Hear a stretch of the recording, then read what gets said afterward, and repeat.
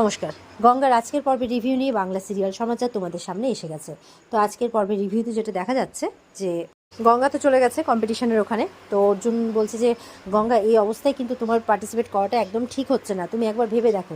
গঙ্গা বলছে কিচ্ছু হবে না স্যার, আপনি ফিনিশিং লাইনে দাঁড়াবেন, আমি ঠিক পারবো। তো অর্জুন বলছে আমাকে কি দাঁড়াতে দেবে? ঠিক আছে, আমি কথা বলে দেখছি। তারপর দেখা যাচ্ছে যে ওখানে অহনা এসছে গেস্ট হিসেবে। তো সেই নাকি পুরস্কারটা দেবে, যে জিতবে তাকে পুরস্কার সেই দেবে। তো অর্জুন গঙ্গা দেখে অবাক। গঙ্গা বলছে ও ফুলটুসি ম্যাডাম এখানে, ইনি তাহলে আমাকে এখানে না আসতে দেওয়ার জন্য আমার অ্যাক্সিডেন্ট করানোর পেছনে এনার হাত নেই তো? অর্জুনও তখন মনে মনে বলছে যে এই ব্যাপারটার জন্য অহনা দায়ী নয় তো? গঙ্গাকে বলছে গঙ্গা কেন জানি না আমার মনে হচ্ছে এই সব কিছুর পেছনে অহনাই দায়ী।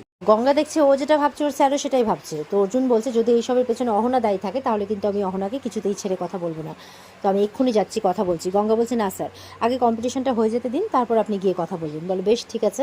তো এই বলে অর্জুন চলে যায় ফিনিশিং লাইনের ওখানে সম্বিত দার সাথে কথা বলে। সম্বিত দা ব্যাপারটা নিয়ে কথা বলে নেয় আর গঙ্গার কম্পিটিশন কিন্তু শুরু হয়ে যায়। তো প্রথম কিন্তু গঙ্গার খুব অসুবিধা হচ্ছে, কারণ কাটাছেঁড়া নিয়েও কম্পিটিশনে নেমেছে। আর ওদিকে অহনা খুব বারবার করে দেখছে, কারণ অহনা বলছে গঙ্গা মেয়েটিও প্রতিযোগিতায় অংশগ্রহণ করেছে।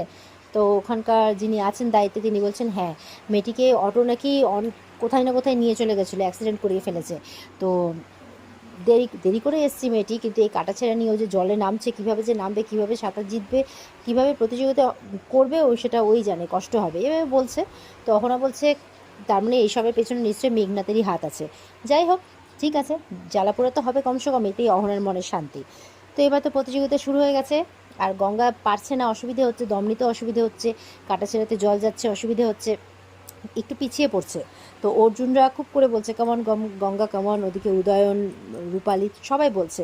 দেখা যাচ্ছে সেই সব দিক গঙ্গায় জিতে যায়। তো এবার তো জয়ীর নামও ঘোষণা হয়ে যায় গঙ্গা, আর তাকে মেডেল পরিয়ে দেবে অহনা। তো অহনা বলছে এইও ছিল কপালে শেষ পর্যন্ত, আমাকে গঙ্গাকে মেডেল পরিয়ে দিতে হবে, তাকে পুরস্কার দিতে হবে, কিছু করারও নেই, সবার সামনে কিছু বলতেও পারছি না। অর্জুন তো খুব খুশি গঙ্গার জন্য, গঙ্গা আর তার সাথে অর্জুনের পরিবারও খুব খুশি। এবার তো ফার্স্ট সেকেন্ড থার্ড নাম ঘোষণা হয়ে যায়, গঙ্গা যেতে গঙ্গাকে এবার পুরস্কার দেওয়া হবে, সবাই গঙ্গাকে চেয়ার আপ করছে। এবার অহনাকে ডাকা হচ্ছে পুরস্কার দেওয়ার জন্য। তো সেই মতো করে অহনা পুরস্কার দিচ্ছে, গঙ্গার দিকে তো তাকাচ্ছেই না, ওইভাবেই পুরস্কার দিচ্ছে। গঙ্গা তো বেশ বুঝতে পারছে ব্যাপারটা। এবার সবার সামনে একটু দু চার লাইন বক্তৃতা রাখে। তো যাই হোক, অহনার কথাকে জাস্ট শুনতে হয়, তাই শুনছে সবাই মিলে। এবার দেখা যাচ্ছে অহনা এসছে অর্জুনের কাছে, কেমন আছো? অর্জুন মুখ ঘুরিয়ে রেখেছে, বলছে মন্দ না, যদিও তুমি চেয়েছিলে যে মন্দ থাকি, কিন্তু ভালোই আছি। তো আজকেও তোমার উদ্দেশ্যটা তো সফল হলো না, তুমি চেয়েছিলে গঙ্গা প্রতিযোগিতায় না আসুক, তার সব রকম চেষ্টাই তুমি করেছিলে, কিন্তু তুমি সফল হলে না। একটা সময় তুমি গঙ্গাকে নিয়ে অনেক কথাই বলেছিলে, কিন্তু দেখো আজকে তোমাকে নিজের হাতেই গঙ্গাকে মেডেল পরিয়ে দিতে হচ্ছে। বলছে একেই বোধহয় বলে ধর্মের কল বাতাসে নড়ে। অহনা তো চুপ করে আছে। এবার অহনা বলছে শুনলাম যে ওর একটা বড়সড় অ্যাক্সিডেন্ট হয়েছিল, ওই নিয়েও কম্পিটিশনে নেমেছে, তুমি ভাবছো সেসব আমি করিয়েছি? না অর্জুন, আমাকে ভুল ভাবছো। অর্জুন বলছে প্রমাণ নেই, সন্দেহ করছি মাত্র। তবে যেই গঙ্গার মধ্যে যে জেদটা আছে না, সেটাই অনেক বড়, সেটা মানে বড় বড় সুইমারদেরও থাকে না। আর যেই অবস্থায় ও আজকে প্রতিযোগিতাটা জিতেছে, সেটা বড় বড় সুইমারদের পক্ষেও মানে ক্ষমতায় কুলিয়ে ওঠে না। এটা শুনেই মানে অহনাকে শুনিয়েই বলেছে কথাটা, অহনা শুনে ওখান থেকে চলেও গেছে। অর্জুন তো হাসছে। এরপরে গঙ্গা আসছে অর্জুনের কাছে। অর্জুনের কাছে এলে অর্জুন বলছে ঠিক আছে তো তুমি গঙ্গা?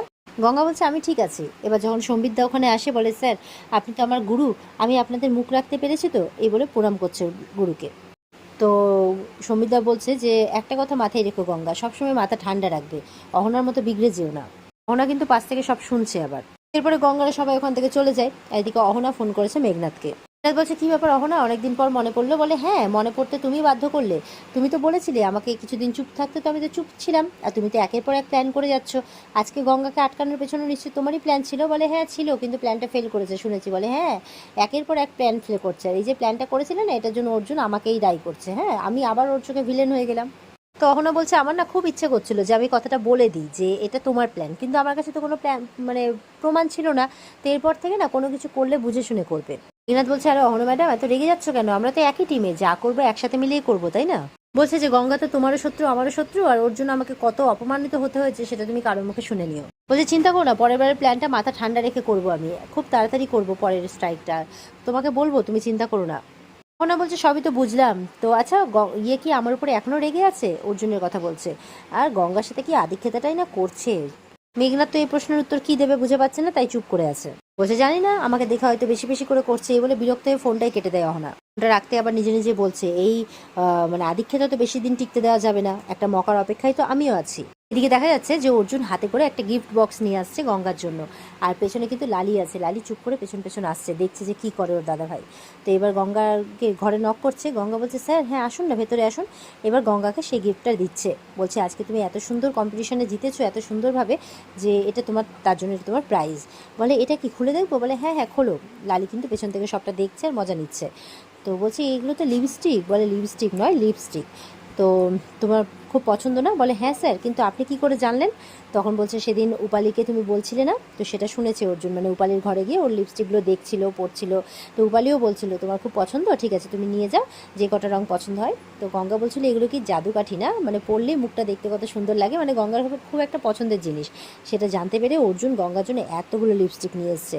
কোন রং পছন্দ করে সেটা তো জানে না, তাই বিভিন্ন রঙের লিপস্টিক নিয়ে এসছে। আর গঙ্গা পেয়ে তো খুব খুশি, আর লজ্জাও পেয়ে গেছে, আবার মনে মনে খুব খুশিও হচ্ছে যে ওর জন্য ওর পছন্দের মানুষ ওর পছন্দের জিনিস নিয়ে এসেছে। আর লালিও দেখে তো সেটা খুব মজা নিচ্ছে। অর্জুন বলছে সত্যি আমি ভাবতে পারিনি যে আজকে তুমি এই অবস্থাতেও এই কম্পিটিশনটা এইভাবে জিতে যাবে, আমি খুব খুশি তার জন্য। বলছে তুমি আরও অনেক বড় হও আর অনেক উন্নতি করো। গঙ্গাও খুশি হয়, গঙ্গা চট করে তখন অর্জুনের পা ছুঁয়ে প্রণামটা করে নেয়। অর্জুনও বলছে কি করছো কি করছো? বলছে কি যে করো না, এইসব করার দরকার নেই, মন দিয়ে পড়াশোনা করো, আরো অনেক বড় হতে হবে। এ বলে গঙ্গার মাথায় হাত দিয়ে গঙ্গাকে আশীর্বাদ করছে। বলে তো অর্জুন চলে যায়, আর লালি দেখছে চলে গেছে, এবার গঙ্গার ঘরে ঢুকেছে।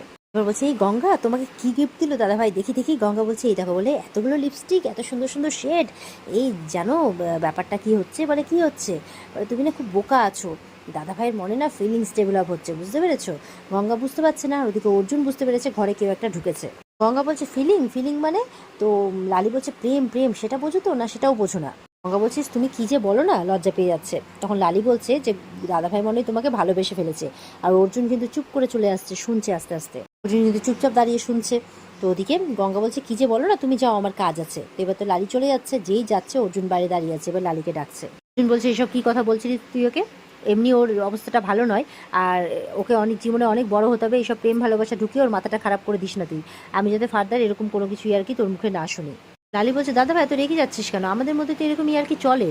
অর্জুন বলছে যেটা বলছিস সেটা মাথায় রাখ। বলছে যে কারণ আছে বলেই বলছে, এই ধরনের ইয়ার্কি তুই আর মারবি না। লালিও চুপ হয়ে যায়, ঠিক আছে এই বলে অর্জুন চলে যায়। লালি বলছে কি এমন বললাম যে মেজাজটা এত বিগড়ে গেল, কি যে হয় না আজকাল, এত যে রেগে যায় কেন? তাই বলছে। বলছে নিজে লিপস্টিক গিফট করতে পারে আর আমি ইয়ার্কি মারলেই দোষ।